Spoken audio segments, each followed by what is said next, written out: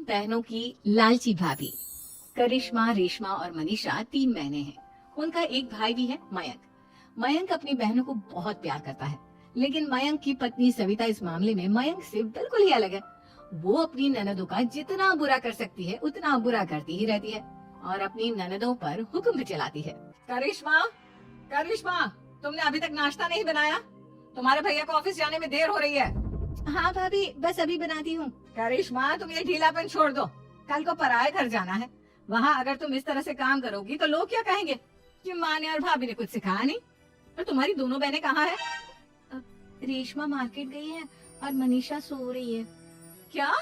सुबह के 8 बज रहे हैं और ये महारानी अभी भी सो रही है? ये कहते हुए सविता अपनी सास दुर्गा देवी के पास जाती है।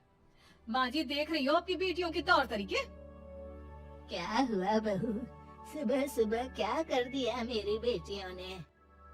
अरे एक तो अभी अभी उठकर किचन में गई है, दूसरी सुबह सुबह बाहर चली गई और तीसरी अभी तक सो रही है। क्या करूं मैं इन तीनों का? मैं तो परेशान हो गई हूँ।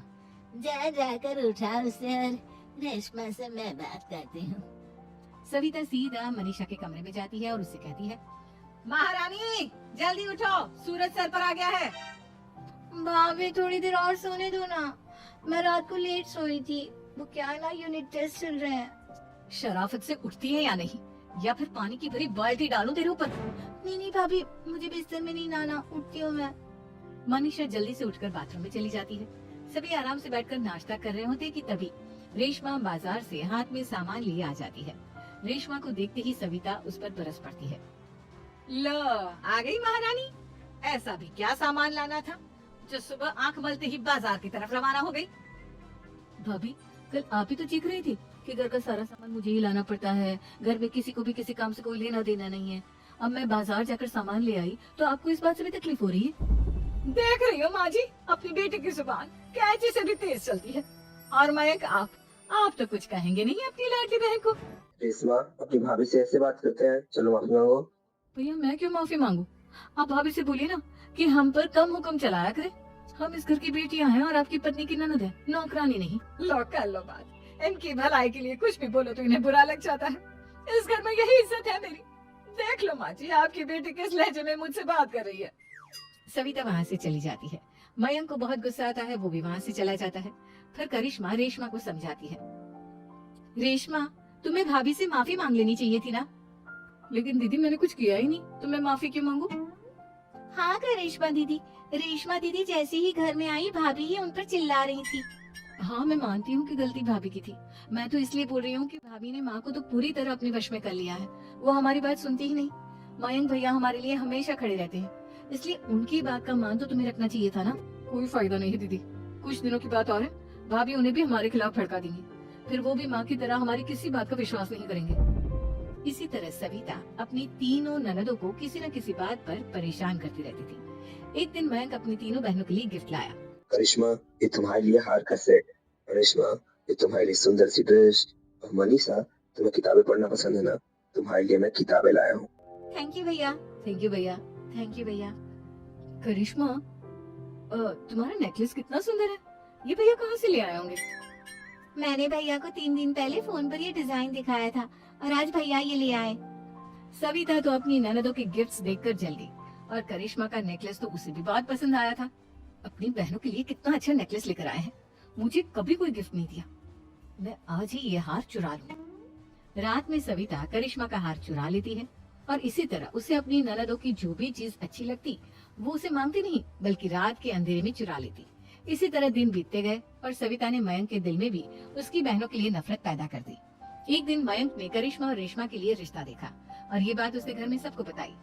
माँ, करिश्मा और रेशमा के लिए बहुत अच्छा रिश्ता आया है। वो लोग कल इन्हें देखने आ रहे हैं। आप और सविता मिलकर सारी तैयारी कर लेना। ये सुनकर करिश्मा और रेशमा खुश हो जाती हैं, लेकिन सविता सोचती है, अगर इन दोनों बहनों की शादी हो गई तो घर और बाहर का काम कौन करेगा? मनीषा तो 1 नंबर की कामचोर है, उससे तो किसी बात की उम्मीद लगाना ही बेकार है। मुझे इस शादी को रोकना होगा। अगले दिन सभी लड़के वालों के स्वागत की तैयारी करने में लगे होते हैं। तभी मयंक अपनी बहनों से आकर कहता है, तैयार हो गई तुम दोनों? देखो, दोनों लड़के बहुत अच्छे हैं, मैं कोई कसर नहीं छोड़ना चाहता, इसलिए तुम उनके सामने अच्छे से बिहेव करना और अपनी भाभी से लड़ने मत लग जाना। करिश्मा, तुम वो नेकलेस पहन लो ना जो मैं तुम्हारे लिए लाया था। भैया मैं बहुत देर से वो नेकलेस ढूंढ रही हूँ लेकिन मुझे मिल ही नहीं रहा। क्या तुमने नेकलेस खो दिया? तुम्हें पता भी है वो कितना महंगा था? तुम कोई काम ढंग से नहीं कर सकती। मयंक गुस्से में वहाँ से चला जाता है। थोड़ी देर बाद लड़के वाले भी आ जाते हैं। वो दोनों बहनों को पसंद कर लेते हैं और रिश्ता पक्का हो जाता है। लेकिन सविता के दिमाग में तो कुछ और ही खिचड़ी पक रही थी। वो पंडित जी के पास करिश्मा की कुंडली लेकर जाती है और उन्हें पैसे देकर करिश्मा की कुंडली बदलवा देती है। जब लड़के वालों के पास करिश्मा की कुंडली जाती है तो वो दुर्गा को फोन करते हैं। बहन जी, हमने करिश्मा की कुंडली अपने पंडित जी को दिखाई थी। आपकी बेटी की कुंडली नहीं बल्कि दोषों का पिटारा है। देखिए, मैं और मेरे पति इन सब बातों में बहुत विश्वास करते हैं, इसलिए हम आपकी बेटी से अपने बेटे की शादी नहीं करा सकते। इस तरह करिश्मा का रिश्ता टूट जाता है और सभी घर वालों को बहुत दुख होता है। अब कविता सोचती है, चलो करिश्मा का तो रिश्ता टूट गया, अब रेशमा का भी रिश्ता तोड़ना है। क्या करूं क्या करूं? अब सविता आवाज बदलकर किसी अननोन नंबर से रेशमा के होने वाले ससुराल में फोन करती है। हेलो, मैं कौन हूँ कौन नहीं ये आपके लिए जानना जरूरी नहीं। बस इतना सुन लो कि रेशमा का 2 साल से किसी के साथ अफेयर चल रहा है। बस रेशमा का रिश्ता तोड़वाने के लिए सविता का इतना कहना काफी था। अब रेशमा का भी रिश्ता टूट गया। मयंक और दुर्गा देवी ने रेशमा को खूब खरी खोटी सुनाई और उससे बार बार उस लड़के के बारे में पूछने लगी। आप दोनों मुझे क्यों परेशान कर रहे हो? अरे कोई लड़का होगा मेरी लाइफ में तो मैं बताऊंगी ना। जब कोई है ही नहीं तो कहाँ से लाऊं मैं कोई लड़का? तो तेरे होने वाले ससुराल वालों को फोन किसने किया था? माँ मैं नहीं जानती किसने फोन किया था, मैं सच कह रही हूँ। मैं तो पहले ही कह रही थी इसकी लगाम खींच कर रखो, लेकिन मेरी सुनता ही कौन है। आप चुप रहिए भाभी, ये सब आपका ही किया धरा है।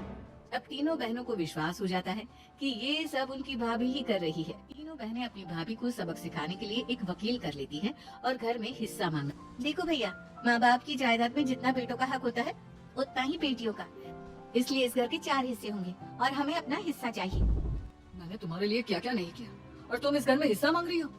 भैया, आप और माँ हम बहनों की कोई बात नहीं सुनते हो और भाभी हमारी शादी नहीं होने देगी क्योंकि उन्हें लगता है कि आप हमारी शादी में ज्यादा पैसा लगाओगे और उन्हें हम जैसी फ्री की नौकरानी कहाँ मिलेगी।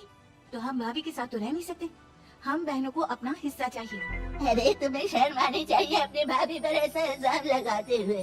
वो तुम्हारे बारे में कितना सोचती है। हाँ माँ, भाभी हमारे बारे में बहुत सोचती है। दिन रात बस यही सोचती रहती है कि किस तरह से अपनी तीनों ननदों को परेशान करूं और कभी मुझे पढ़ने भी नहीं देती। दोनों बहनों का रिश्ता भी तो इन्होंने ही तोड़वाया है और रात में हमारे कमरे में आकर हमारी चीजें भी चुराती है। इसी तरह सविता की तीनों ननदें अपनी बात पर अड़ी रही। अब कोर्ट में तारीख भी शुरू हो गई। जब सविता को लगा कि उसकी तीनों ननद इतनी आसानी से नहीं मानने वाली, तो उसने अपने पति और सास को सारी सच्चाई बता दी और अपनी तीनों ननद से माफी मांगी।